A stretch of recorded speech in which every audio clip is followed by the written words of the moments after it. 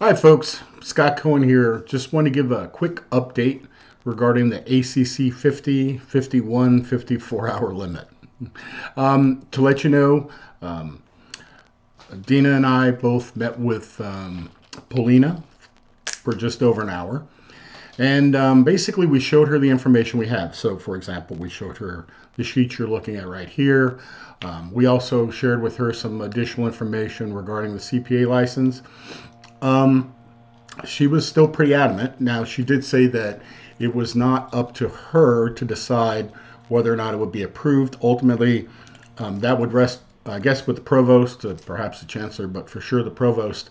She said she's just conveying to us what their, or the provost's desire is. Um, in any event, she did make a recommendation to that if we are going to try to get more than the 51 or 54 hours, we're going to have to come with a strong reason why, and that the reason should be based not like trying to defend our turf, but to explain why we need those additional hours. Okay.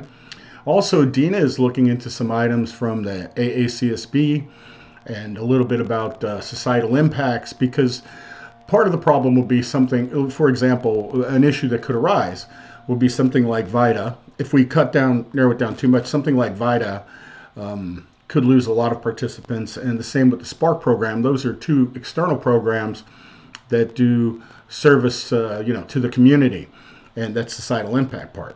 But in any way, she did mention one other thing. She wanted to know, instead of looking at this type of sheet like we're looking at right here, she wanted to know what percentage of classes.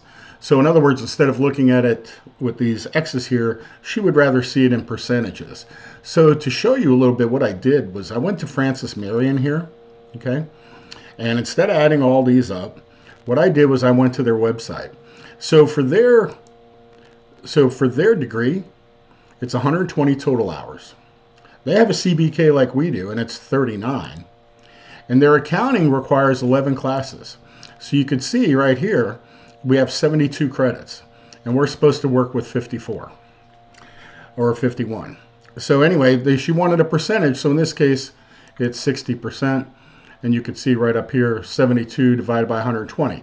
So basically, for the person who's getting an accounting degree, 60% of the courses they're taking have to do with business. Okay. I also wanted to show you, this is the other information that we gave her. So here, this is an exact copy from the CPA board. So notice it says at least 30 semester hours or the equivalent in quarter hours of undergraduate accounting courses. Okay. So there's 30 hours at accounting, and then there's an additional requirement as well.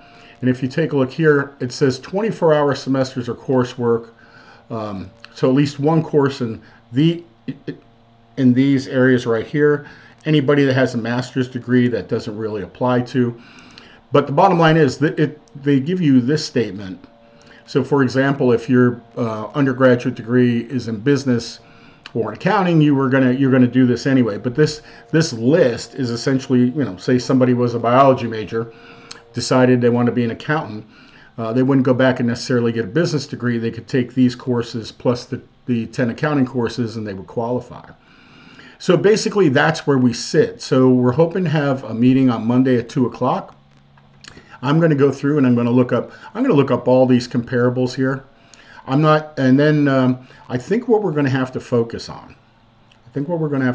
on, are these numbers here, right? So we get these for all the schools, these numbers here, and then support our decision because, based upon, this is what the market demands, and the reason why. Now, I think also at the same time, we're going to have to also look, our job isn't to decide the curriculum, it's to bring options. So, we probably also are going to have to make some options at the 54 hour mark. Okay. Anyway, that's my understanding. 54 is the number they're going to kind of stick on. Anyway, that's it. I just thought it would be easier just to show you instead of trying to type all this out. Anyway, as you can see, 72 Okay, so 72, and we're looking at 54. So we're looking at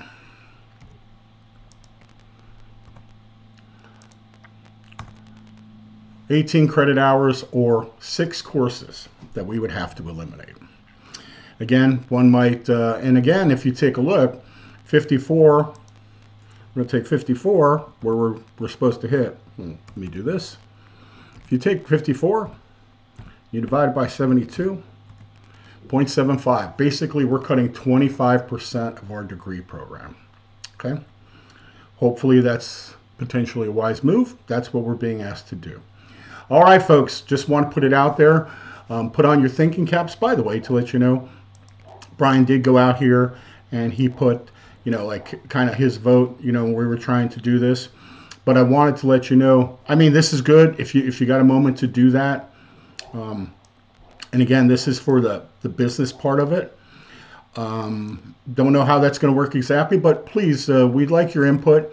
And at the end of the day, remember, our job is to go and bring suggestions to the plenum and go from there. And hopefully, depending upon what Dean Thomas sees, I think that it's going to require the dean to make our case probably to the provost. All right, folks, that's about it. Talk to you soon. Sorry I'm sending this to you on a Saturday, but it's when I was able to get it done. See ya Monday. Bye.